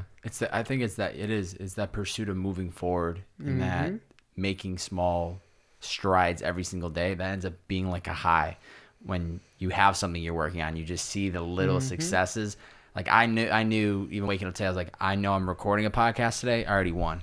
The day's already a one to me. Just reminded me of something Look else. at that. I keep spitting the things, man. Man, you're so smart. But that to me is just the real success or the happiness I should say is that when I can wake up and just make things or do things that I love and know that, all right, one podcast in the bank, boom, we'll do another one in a couple of days, another one after that, and then kind of just keep moving and moving and moving. That's right. What do you think Charlie's purpose is? There's a word that really excites me. Well, it's not a word. It's I'm not that smart. Ism. The thing is ism. Okay. It excites me. Ways of life that carry on beyond the person who created it. That helps people improve.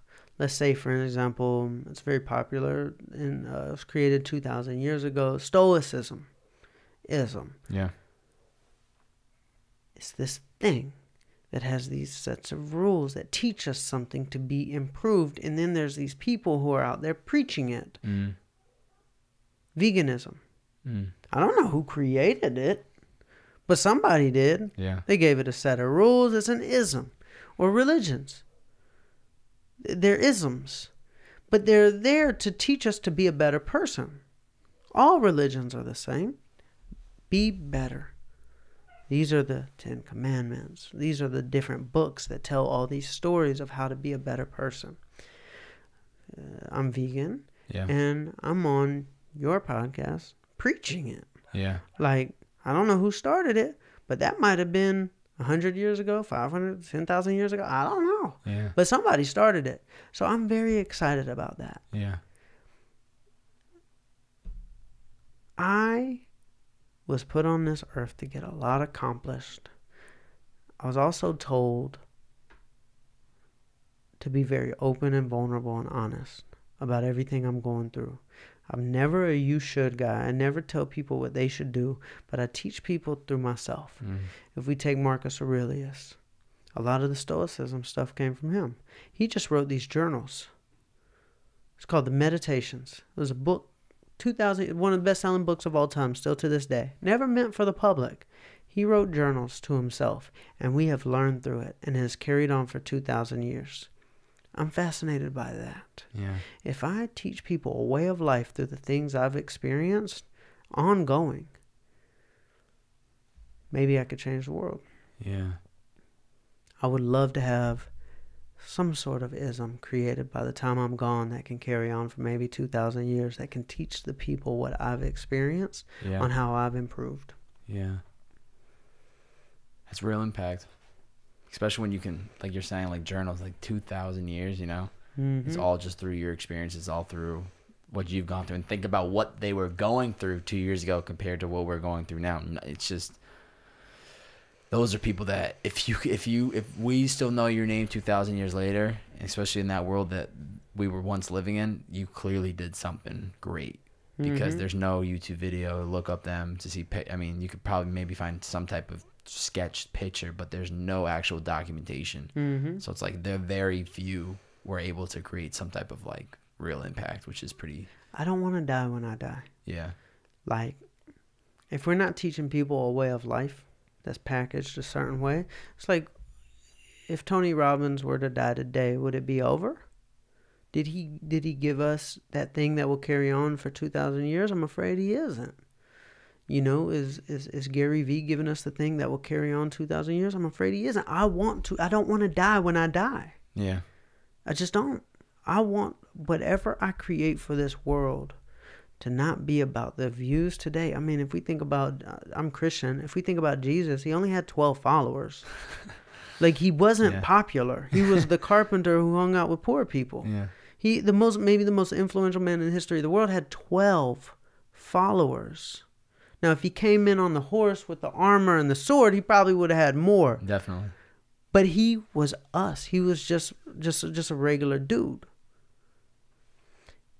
But he created something in his 3 years worth of work that carried on. And I don't care what religion you are. I'm fascinated by any human being. Like, it could have been, you know, Muhammad. Like to have 2.2 billion followers. How? Yeah. How'd you do that? I want to learn how you did that. I'm not saying I want to go create a religion, but religions are, you know, an aisle of the grocery store. Veganism is an aisle of the grocery store. Stoicism is an aisle of the grocery store. All these things have something in common. How do we become a better human being, not a worse? Yeah. Pretty amazing. Pretty amazing. Before I get to... You just reminded me of something else. Man, you got me on a roll. I'm going to send you an invoice for reminding you all this. Please, man, bro. You're really unlocking things in my brain. Before I get into the closing questions, this is when I reverse the role. I allow the guests to ask me any one question. Could be about something we talked about today. I'm ready. Only thing is, can't be a question I asked you today. Oh, trust me, it's not. Okay, go ahead. I have one question for you. Go ahead. What is your contract to yourself? Write it out on this piece of paper with this pen, and I want you to put it on your wall up here somewhere. I want you to make a contract to yourself for next year. Come on, be very specific. Mine was top 1% of athletes. Yeah. Come on, man. Pick yours and be specific and intentional, and you're going to sign it. Wow. That's my question. Will you make a contract to yourself right now? That's my question. For something for 2019. Come on with it, brother. Don't rush. We can edit all the blank spaces out. This is big. Yeah. Contracts to yourself are sacred. Yeah. This is going to be fun. Do it right now on the spot? Right now. You said ask you a question. Yeah. I asked you to do it. You got to do it, right? Yeah. What is the contract going to be? Go big and bold, brother. 2019. Come on with it. This is going to be a bold statement. Come on. Bold is easier. Look at Elon Musk. He's got $4 billion companies. Yeah. It's bold is easier. Yeah. Running a barbershop and a little local restaurant, that's hard. Yeah. But when you're bold, you attract the things that help you accomplish it. Yeah. Go bold, brother. Everybody's watching. Yeah. It's tough, man. Start with the title. 2019 contract to myself. 2019 contract to myself. It could be anything, bro. Personal, business. Yeah. It's gonna be business, because what happens is if this happens, what I'm about to say, then it pretty much allows me to do The personal. everything else that I want to do. You've got your health in order already. Yeah. 2019. If I can make realistically $65,000 a year for myself. You just used the word I hate. Yeah. Come on, brother. Go bigger, bro. You're going to be mad at yourself because it's going to come true. Yeah. You're going to be mad you didn't add a 1 in front of it. Just put the 1 in front of You it. see that right there? What's that? So it's $1 million contract to myself to sign by 2022. Okay. And it Okay. says for chasing your dreams. That's right. I wrote it. That would have been 6'4". 5 years. I gave myself 5 years. So that was 2017. Uh-huh. So that was probably How old will you be when that contract is due? 2022. I'll be 28. 28? I think 28. I'll be 25 this year. That's 2018. It's 4 years. 29. I was 29. No, I'll be 27. I'll be 28. I'll be 28. I was 29 when I became a millionaire, so you're right on point. Wow. All right? Come on, man. This year is not 65,000, bro. It's not. What do you mean? You're going to beat 65, bro. I'm trying to be realistic with myself. Why Man. would you ever be realistic? Yeah. Why would you ever say, I'm going to wake up and run every day instead of say, I'm going to wake up and do an Ironman? Yeah. Realistic is me telling you on my contract, I'm going to wake up and run every day. Yeah. How inspirational is that? No, you want to talk to me because I did the Ironman, Yeah. not because I ran every day. Come on, brother. Yeah. Come on, man. Put a 1 in front of that 65, bro. Those old heads told me you should set more realistic goals. Yeah. You're going to disappoint yourself. Yeah. You're sitting here telling me you want to be realistic. Come on, man. It's the best episode of all time. You're going to put a 1 in front of that 65, bro. Yeah. If there's all these people in California making millions, why can't we? Yeah. We're no different. They're humans just like me. They put their pants on just like me. Yeah. Put that 1 in front of that 65, man. Let's do it. And you're going to sign it. Make 165,000 by the end of the year by operating my own business Save room to sign it. on my own Woo! Let's go. time. Sign it. My man. What's the date? What's the date right What's now? the date? Today is the November 17th, 2018. Beautiful. I already have one up here.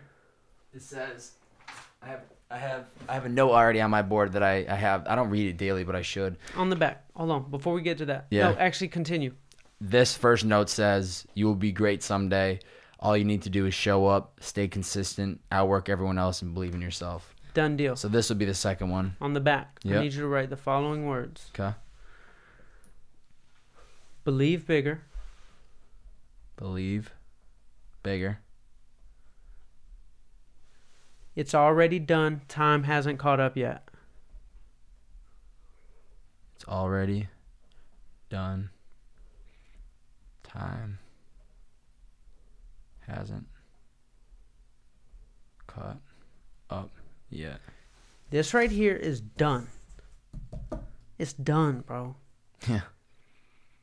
I believe all of us know our future. Yeah. I believe our stories are written. This conversation did not happen by accident. Yeah. Bro, this is done. Yeah. You know what the finish line looks like. Time just hasn't caught up yet, bro. I know. It's done. Just believe bigger, bro. I know. Believe in that. I know I have the ability to be great. That's the thing, man. I know I do. You're already great. Yeah. You know why you're already great? It's like I wasn't an Ironman when I did the Ironman.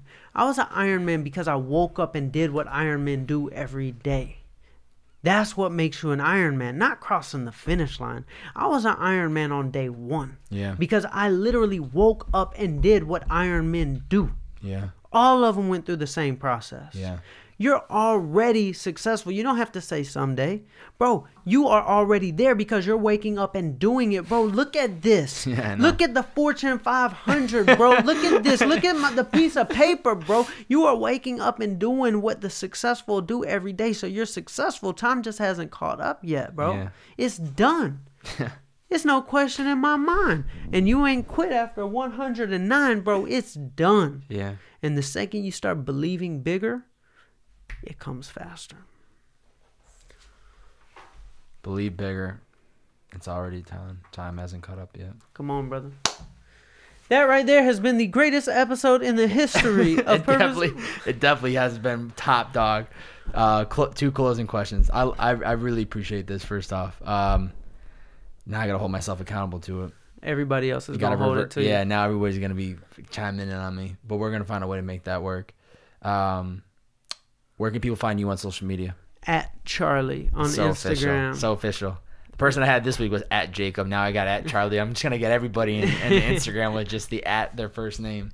Yeah, man. It was interesting how I got the name. A week before I got the name, Yeah. I told my friend, I said, in 2032, I'm going to run for president. Okay. And I'm going to run on a first name basis, kind of like Oprah. Okay. I was like, Charlie. Charlie. Like, that's just an That's kinda American nice. name. Yeah. Just Charlie. Charlie. No last name. Yeah. A week later, I woke up and I got a DM from an employee at Instagram and said, we've been holding on to the name at Charlie for a long time. Nobody has it. And we want to give it to you because all the positive things you're doing. Wow. I called my friend up. That first name thing might actually work out. Yeah, because if you're going to run for a president with just Charlie, now you got the IG for it. Man, I believe in the law of attraction, I do, bro. too. So, at Charlie on Instagram, and then website is... Just Google me. Just Google, yeah, I know. Once you get Charlie everything else. Jabley, Charlie Rocket. Yeah. Just, you'll find me. Before I ask the last question, thank you for taking the time to come in here and be part of this shit, man. Like, My pleasure. Like, I can't really say it in the way that I really mean it, but it genuinely means a lot to me, and it does not go unappreciated. Because, like I said, you could be anywhere in the world right now. You could be doing a million other things, and the fact that you took the time to drive to the Valley to be part of this on your Saturday afternoon, like it speaks very loudly, and it does not go unappreciated. So just know that. Bro, you know why I showed up today?